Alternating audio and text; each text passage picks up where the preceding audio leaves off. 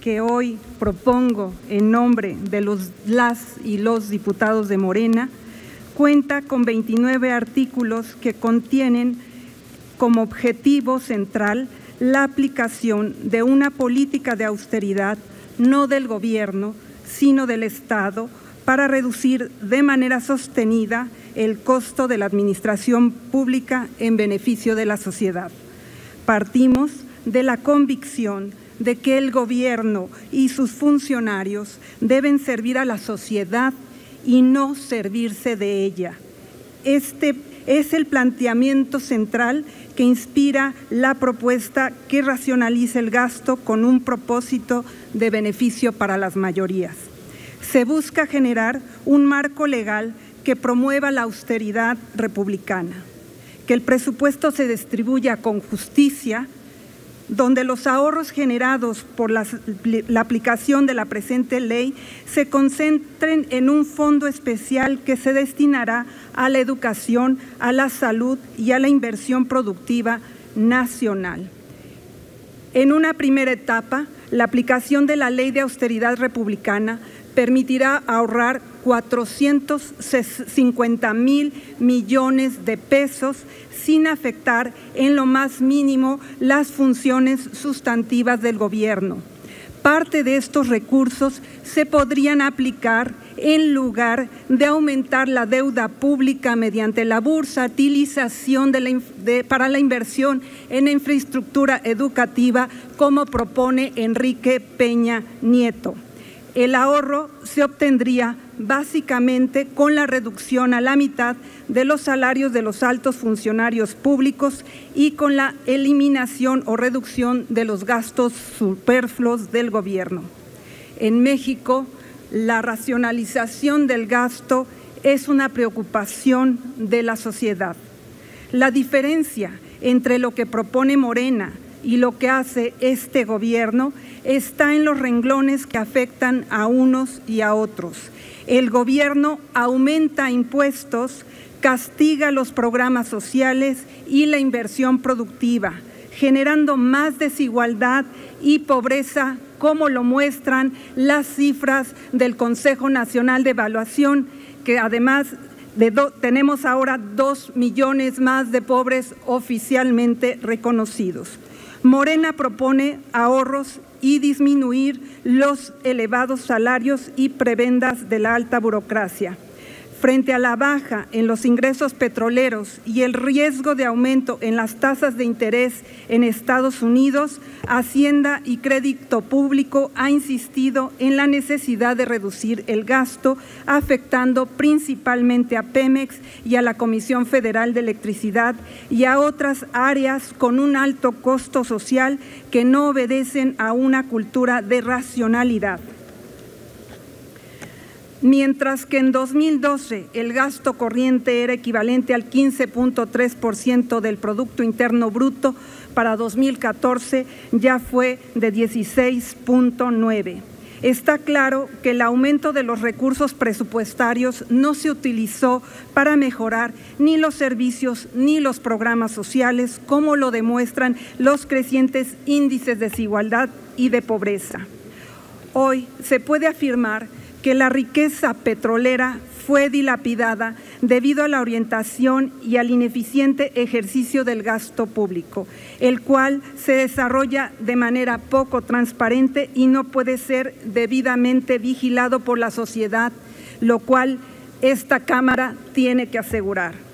Por otro lado, en los años recientes, desde la crisis del año 2009, la deuda pública de la Administración Federal se ha incrementado, lo que ya representa un riesgo para la estabilidad de nuestra economía. Las finanzas del gobierno se han visto muy afectadas por la caída de los ingresos petroleros. Ahora, en 2015 y previsiblemente en 2016, los recursos que aportará el petróleo no serán suficientes para financiar el desarrollo con estabilidad. Se estima que para este año el déficit del balance público del gobierno mexicano será 3 veces más grande que el de 2014. Debido a lo anterior, el costo financiero de la deuda creció en más del 31% en un solo año y los requerimientos financieros del sector público alcanzan 47% del PIB. Para el año 2016 es inminente un recorte del gasto público con respecto al presupuesto de 2015. La economía nacional padece las consecuencias de las equivocadas políticas económicas de los últimos 30 años. Son las empresas estatales las que han cargado con los mayores costos de las malas decisiones financieras del país, pero también los programas sociales como el de 65 años y más, cuyo presupuesto fue recortado con respecto a lo aprobado por esta Cámara de Diputados. Además, contra lo que sería recomendable, en este 2015 el crecimiento del gasto corriente fue del 7.7% con respecto al año pasado. Destacan también casos de opacidad como el concepto de otros gastos de operación que creció más de 18%. Para no afectar la calidad de vida de los mexicanos, la disminución de los recursos presupuestales tienen que enfocarse en el gasto corriente no prioritario para la administración pública. No se deben de afectar programas sociales y los servicios públicos y tampoco podemos reducir la inversión en infraestructura, que es la que puede ayudar a impulsar la economía nacional. Asimismo, no es posible incrementar los impuestos en un contexto de estancamiento. Lo que sí es posible es hacer una reforma fiscal progresiva en la que paguen más los que más tienen. De hecho, se requiere rectificar buena parte de la reforma económica acordado en este mal llamado Pacto por México, que debe decir Pacto contra México.